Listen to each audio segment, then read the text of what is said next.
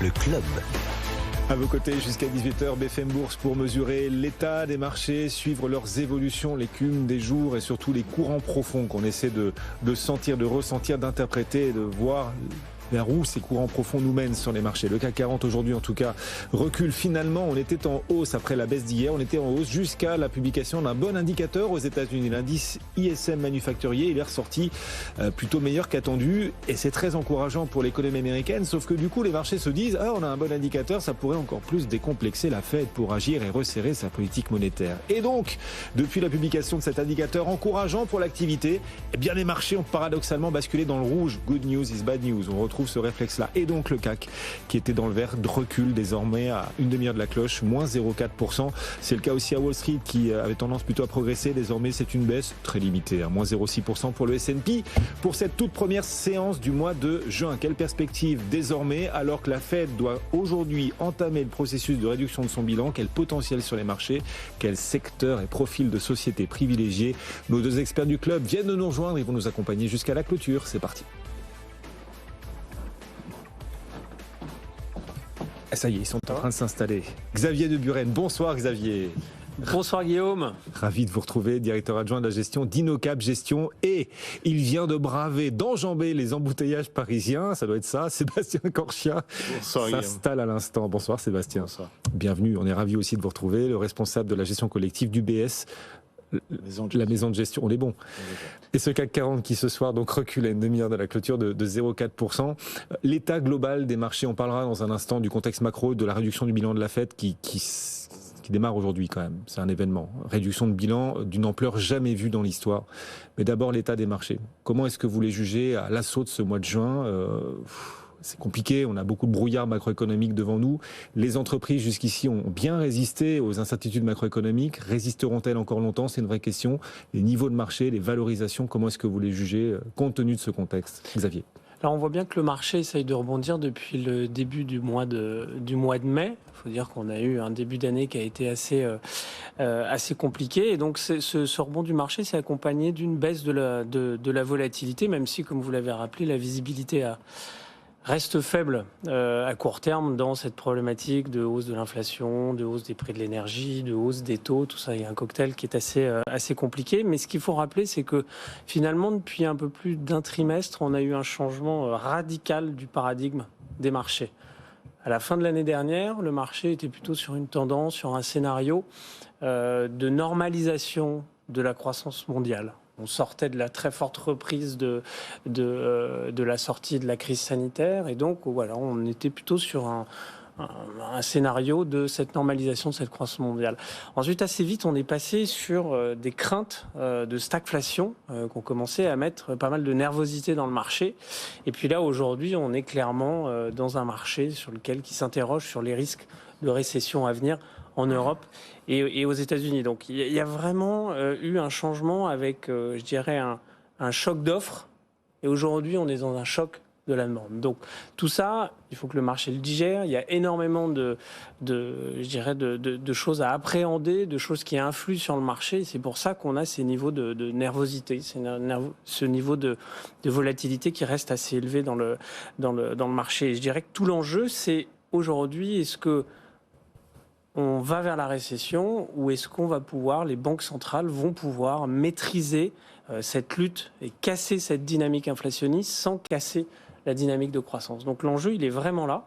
Et si on fait un peu d'historique, depuis 1871, les bear markets, avec récession, c'est en moyenne 30% de baisse sur un peu plus de 20 mois. Un bear market sans récession, c'est 22% de baisse sur un peu plus de 4 mois. Et si on regarde ce qui s'est passé depuis le début de l'année, entre le top du marché début janvier et le bas de marché en mai, on a baissé de 20% en 4 mois. Donc là, je dirais qu'on est un peu à la croisée des chemins. Et est-ce qu'on va continuer vers une baisse ? Et si on va vers une récession, malheureusement, il va falloir anticiper encore une baisse du marché. Ou on passe, ou ça passe. Et on a peut-être déjà, le marché a déjà peut-être anticipé cette dégradation de la croissance mondiale, mais sans tomber dans la récession.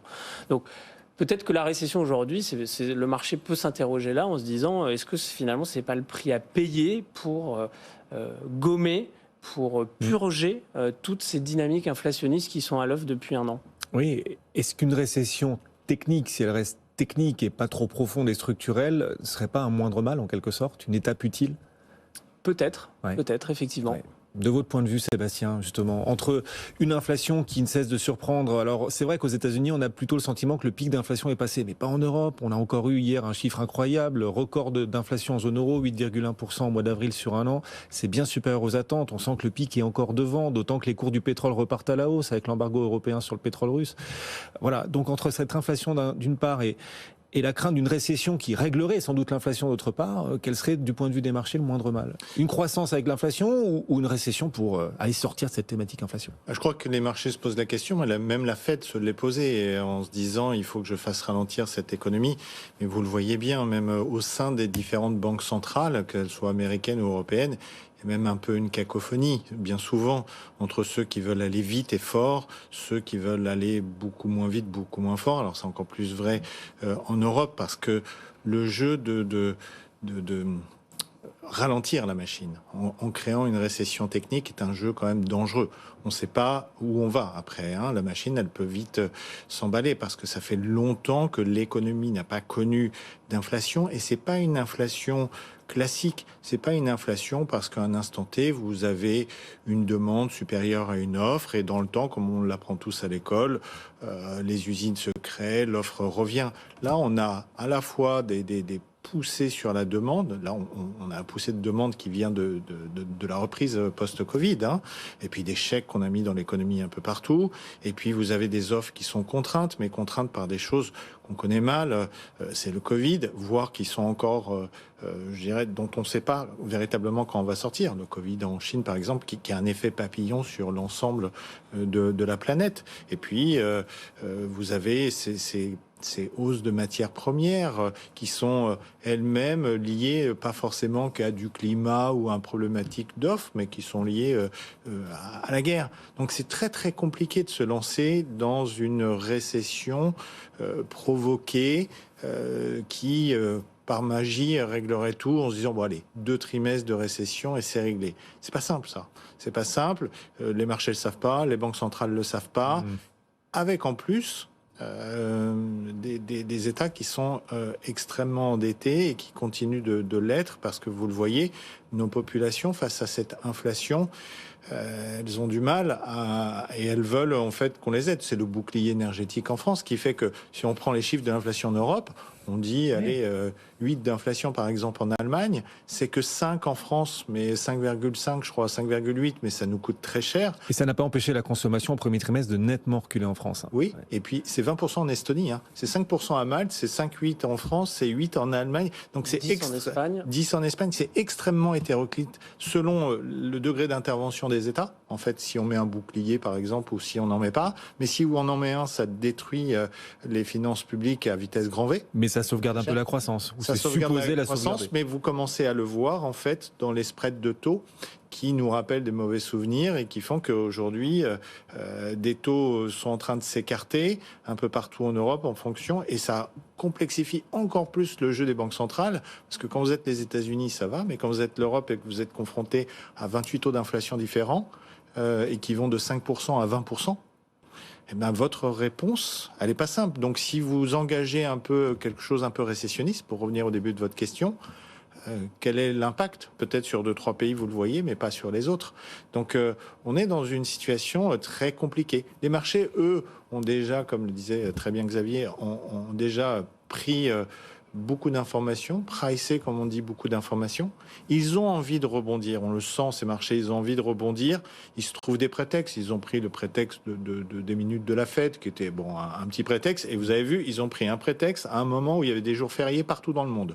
Aux États-Unis, en Angleterre, et en fin de mois. En France, et en fin de mois.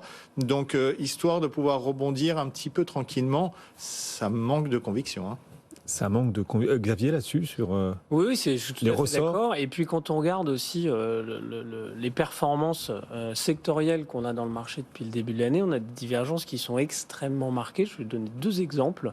Le secteur énergétique, depuis le début de l'année, il est à plus 18. Et le secteur des semi-conducteurs, il est à moins 18. Donc ça veut dire quoi ?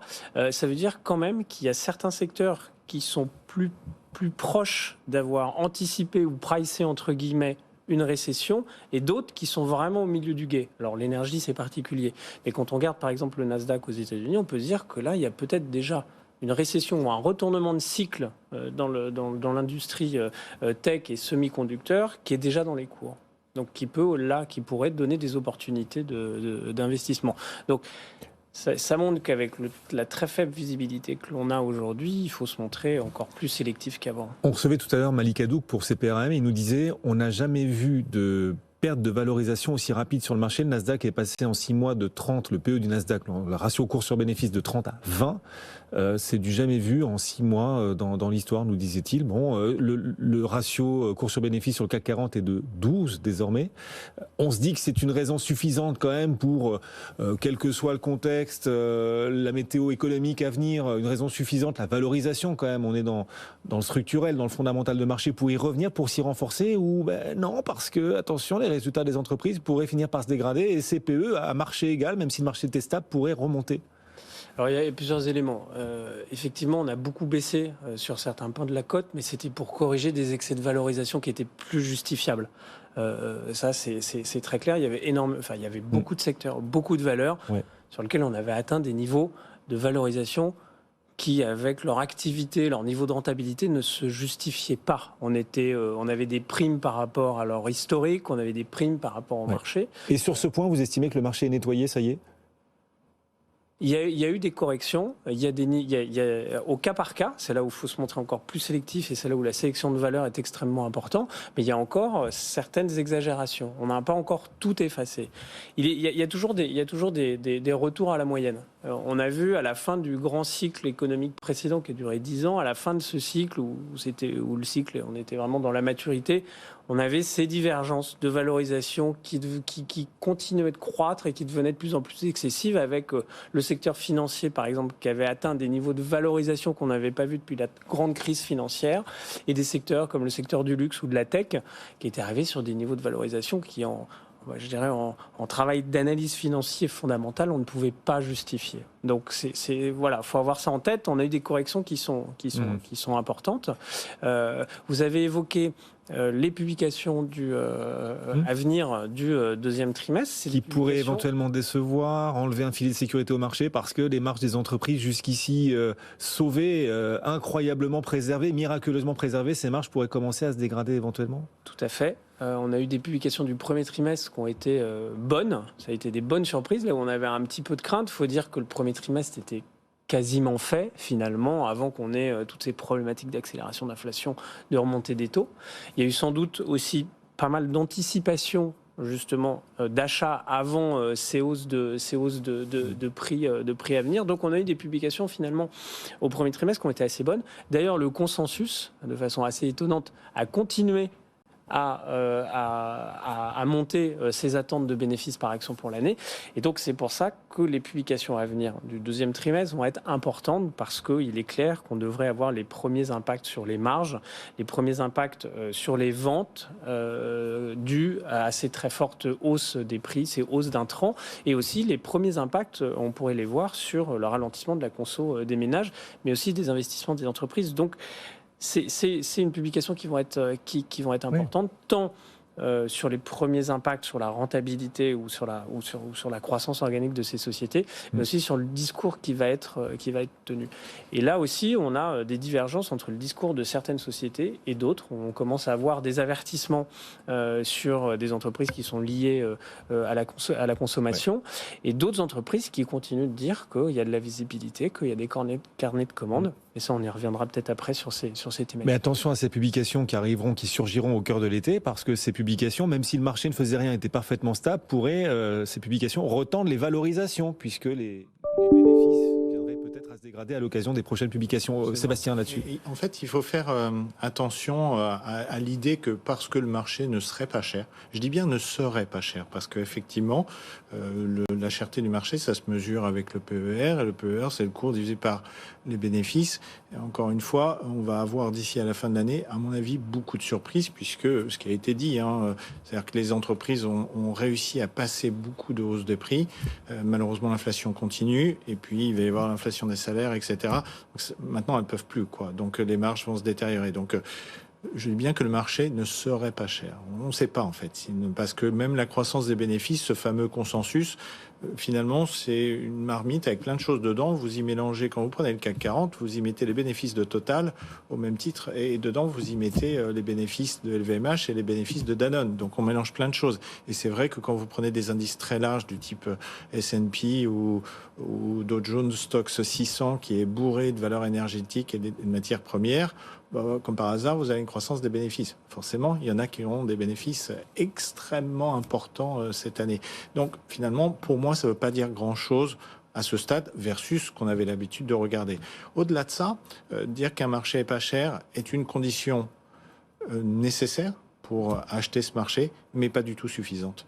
D'abord parce que vous achetez pas en tant que tel un marché pas cher, vous achetez ni des bénéfices, vous achetez une croissance des bénéfices à venir. Or, on peut imaginer que les bénéfices baissent, se stabilisent, mais ne croissent pas pendant un certain temps. Parce que l'inflation, elle ne va pas disparaître comme ça. Généralement, l'histoire a montré que quand elle s'installait pour 2-3 ans. Il faut le temps de la chasser. Elle arrive beaucoup plus rapidement. Bruno Le Maire, hier, disait pour la France qu'on sortirait du pic d'inflation fin 2023. Bon, après, oui. voilà, après... Les mêmes qui disaient, alors peut-être pas Monsieur le Maire, je ne sais pas, mais les mêmes, et même beaucoup de boursiers, de stratégistes, d'économistes qui disaient que le pic d'inflation, il était, je me souviens, je crois que c'était en novembre ou en décembre. On est en mai et on nous dit que le pic d'inflation, elle est toujours pas passé. C'est les mêmes, qui disaient qu'elle était temporaire aussi. Également aussi. Voilà. Donc j'accorde que peu de crédit à ça parce que je crois que tout le monde navigue dans le même bateau, qui est un bateau au milieu du brouillard sur ce sujet-là. Et en plus, j'y rajoute, c'est que, donc, condition nécessaire que les marchés soient pas chers, mais pas suffisantes. Et puis, sur ce pic d'inflation, histoire de conclure sur le sujet, le pic d'inflation, c'est gentil. Mais en fait, y a-t-il un pic d'inflation ? Y aura-t-il pas plusieurs pics d'inflation ? Le pic là lié à l'énergie, demain le pic lié à les services, mais lié aussi tout simplement à l'agriculture, tout ce qui est l'alimentaire qui arrive, qui lui est en train de monter. Et donc finalement, regardez, même si on dépassait ce fameux pic, c'est quoi un pic ? Un pic, c'est une inflation non pas qui diminue une fois qu'on a passé le pic, mais qui croît moins vite. C'est-à-dire qu'en fait, c'est pour ça que les banquiers centraux, ils n'ont pas le même discours que nous. Les boursiers, les journalistes, on parle de pic d'inflation, on ne le voit pas venir. Eux, ils parlent de régime d'inflation. Le régime d'inflation, c'est cette tendance à l'inflation qui va rester durablement à un niveau élevé. Ça change tout. Avec des effets cliqués. Avec des effets cliqués, et parce que les prix ne vont pas baisser comme ça, parce que les sociétés vont vouloir reconstituer leur marge. Donc le pic d'inflation, moi, je ne crois pas que ce soit la réponse, en fait, à de se dire, est-ce que pic d'inflation voudrait dire que la bourse, elle est, ça y est, le plus est derrière nous ? Non. Oui. Et Xavier, en effet, les dégradations de marge à attendre peut-être à partir du trimestre en cours, ce sont les chiffres d'inflation de demain, parce qu'en effet, les entreprises voudront, après cette dégradation des marges qu'on peut d'ores et déjà anticiper, voudront les restaurer. Et donc, même si le contexte international s'améliorait, les entreprises, elles, auraient à refaire du gras et donc entraînerait une forme de prolongation de l'inflation par la suite. Oui, mais même avant ça, pour aller dans le sens de se dire qu'on n'a pas terminé avec l'inflation, c'est que le discours des sociétés que l'on rencontre tous les jours, c'est de dire qu'elles vont encore passer des hausses de prix à partir de maintenant, à partir de l'été. Et on parle de hausses de prix de 10-15%. Et ça, c'est valable dans plein de secteurs. Donc, effectivement, ce sujet du pic d'inflation, d'ailleurs, le marché, pour revenir à ce que vous disiez tout à l'heure, le marché a rebondi en se disant c'est bon, on voit le pic d'inflation. Et finalement, on se rend compte qu'avec les dernières nouvelles que l'on a, que ce soit ce dont on a parlé, les chiffres d'inflation en Europe, on voit bien que le problème n'est pas réglé. Un seul chiffre, une hausse de $10 du Brent a un impact sur l'inflation de la zone euro entre 30 et 40 points de base. Vous voyez que c'est quand même significatif. Et 70% de l'inflation européenne est liée au prix de l'alimentaire. Donc ça, on n'a pas encore vu l'accélération des prix de l'alimentaire et de l'énergie. On va poursuivre nos échanges dans un instant. Le club se poursuit. On va rejoindre dans précisément 1 minute 44 secondes. Je regarde bien précisément le conducteur de l'émission. Dans 1 minute 44, Sabrina Quagliozzi sera avec nous depuis New York pour voir comment New York réagit aux chiffres du jour aux États-Unis et un indice ISM manufacturier pour le coup assez surprenant et agréablement surprenant. Plutôt une bonne surprise en l'occurrence sur ce front de l'activité manufacturière américaine. Ça n'empêche pas les indices US de reculer. Sabrina avec nous dans 1 minute 44. Donc à tout de suite sur BFM Business. BFM Business. BFM Bourse. Le club se poursuit jusqu'à la clôture des marchés. Xavier de Buren pour InnoCap Gestion, Sébastien Corchia pour UBS, la maison de gestion nous accompagne, et Sabrina depuis New York. Rebonsoir Sabrina, on voit le CAC qui recule, on est à 10 minutes de la clôture de 0,8% et à Wall Street aussi la tendance est rouge ce soir. Eh ben oui, ça y est, là, on pensait que c'était un début de juin sur une note positive. C'était le cas ce matin à l'ouverture. On s'est dit, bon, allez, peut-être que la volatilité du mois de mai va partir avec le mois de mai, mais non. Voilà, après donc un début de séance dans le vert, c'est désormais le rouge, et le rouge vif qui l'emporte. Le Dow Jones recule d'un petit peu plus de 300 points, moins 0,9%. Le S&P 500, de son côté, perd un petit peu plus de 1%. Quant au Nasdaq, eh bien, c'est un repli de 0,9%. Ce sont les propos de Jamie Dimon, le patron de JP Morgan, qui ont jeté un froid. Il s'exprimait lors d'une conférence et il a tout simplement dit attention, ça va être très compliqué chez JP Morgan. On va rester très dans un contexte challenging. L'ouragan causé par la Réserve fédérale américaine et la guerre en Ukraine. Donc encore une fois, ces propos ont jeté un froid. Jamie Dimon donc qui s'inquiète de la suite, et un marché qui du coup flanche. Pourtant les statistiques du jour, ça l'est, puisqu'on a eu un indice ISM manufacturier qui a légèrement accéléré sur le mois de mai. On passe de 55,4 en avril à 56,1 sur le mois de mai. Et puis on a eu les dépenses de construction, petite hausse de 0,2% sur le mois d'avril. On attend bien sûr les chiffres de l'emploi en fin de semaine, ce vendredi, avec un consensus qui table sur un léger essoufflement des créations de postes sur le mois de mai. On verra ce que ça donnera. Mais donc une tendance qui se retourne et nettement sur ces marchés américains. Jamie Dimon qui tire la sonnette d'alarme. Attention, protégez-vous, ça va faire mal. Le marché qui digère aussi des publications de résultats. On a eu Salesforce, c'était hier soir, après la clôture, des chiffres qui sont ressortis au-dessus des attentes. Une belle hausse du chiffre d'affaires de 24%, 7,41 milliards de dollars pour Salesforce.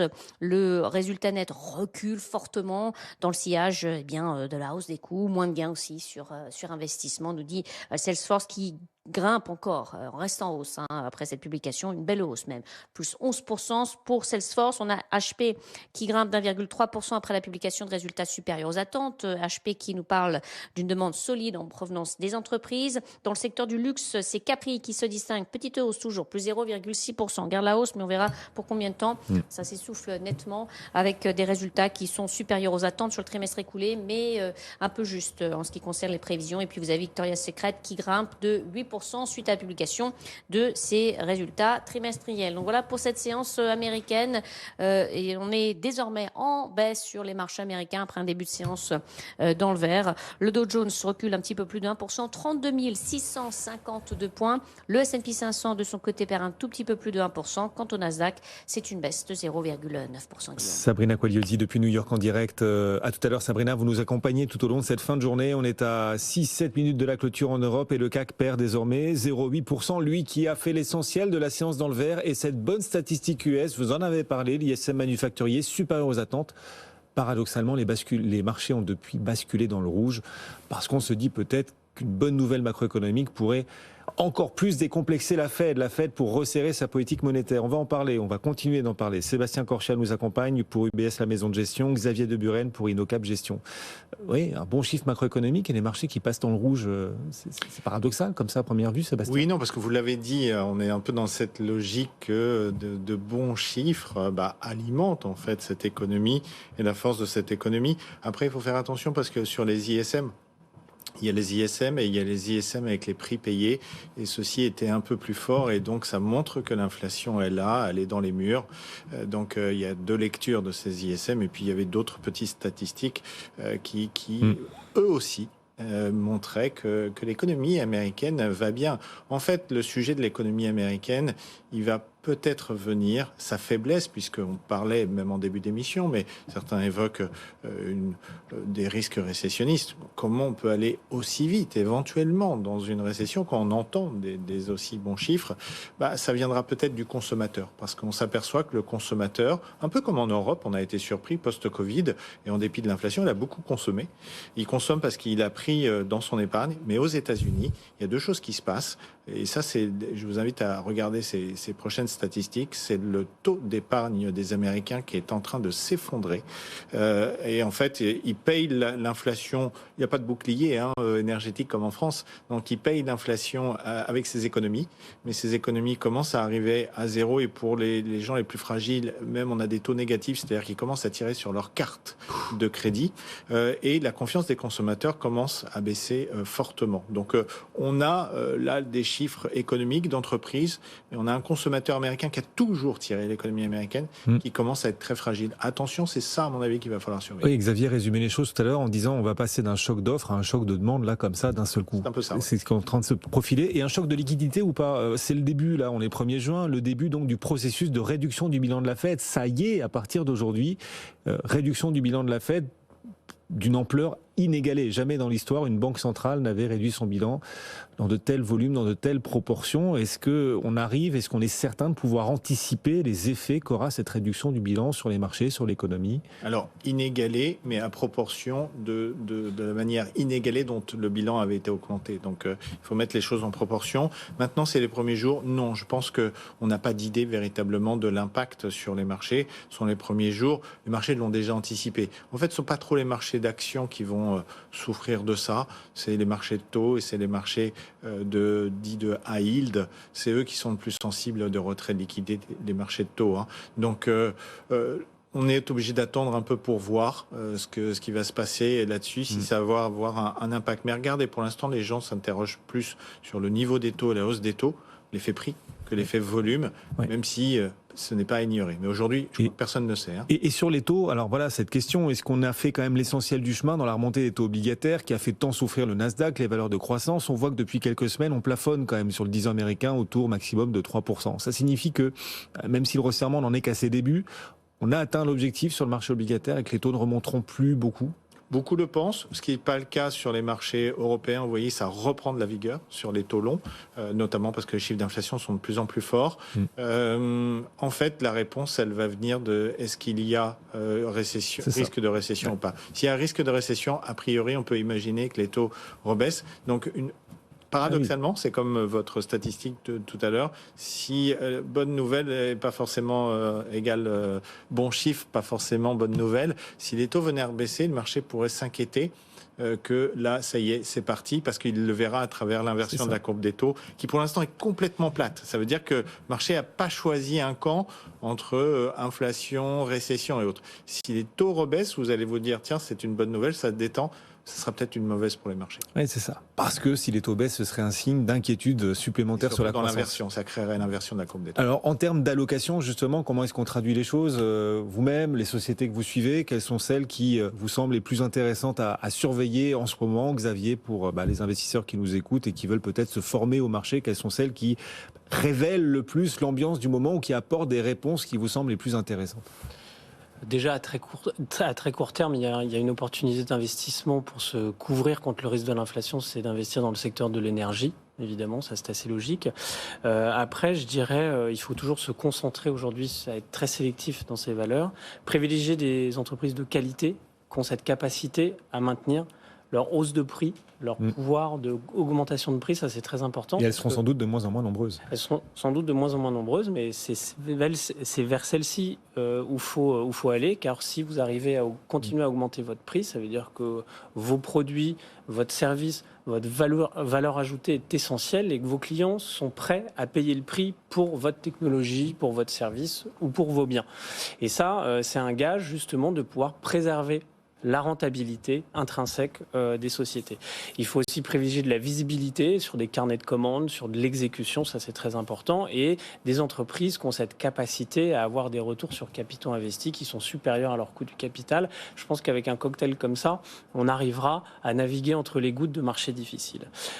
Enfin, on privilégie aussi aujourd'hui, et on le voit, il y a aujourd'hui dans le marché un renforcement des souverainetés économiques et stratégiques. Et ça, c'est une dynamique long terme qui va entraîner des secteurs et qui va entraîner des entreprises. La régionalisation de la mondialisation. Et c'est exactement cela. Et si on regarde d'un point de vue, je dirais, souveraineté de défense, on se tourne naturellement vers des entreprises comme Airbus, comme Thales, comme Rheinmetall en Allemagne. D'un point de vue technologique, on va privilégier des entreprises comme ASMI, ASML, STM, qui sont au cœur justement de cette course effrénée à la souveraineté nationale et européenne ou américaine ou chinoise. Il y a aussi évidemment du côté de l'énergie des sociétés comme Mersen, comme Schneider. On a des GTT ou Technip Energy qui profitent justement de cet enjeu de souveraineté énergétique avec le développement du GNL. Et on a encore des entreprises sur les souverainetés alimentaires ou agricoles, CNH industriel en Allemagne ou encore Virbac dans les vaccins pour les animaux. Donc ça, sur des dynamiques et des horizons d'investissement à moyen long terme, c'est des secteurs ou en tout cas des thématiques qui vont permettre, je pense, d'avoir moins de volatilité et un horizon beaucoup plus dégagé que certains autres secteurs. Merci à tous les deux. Nos deux coéquipiers du club ce soir, Xavier Deburen, directeur adjoint de la gestion pour InnoCap Gestion, et Sébastien Corchard, responsable de la gestion collective du BS, la maison de gestion. Messieurs, bon retour. Merci d'être passés nous voir sur BFM Business. Bonne soirée. Dans un instant, Étienne Braque nous attend depuis la Tour Euronext. Étienne, pour vivre ensemble la clôture du jour. À tout de suite sur BFM Business. BFM Bourse, vos placements, nos conseils sur BFM Business.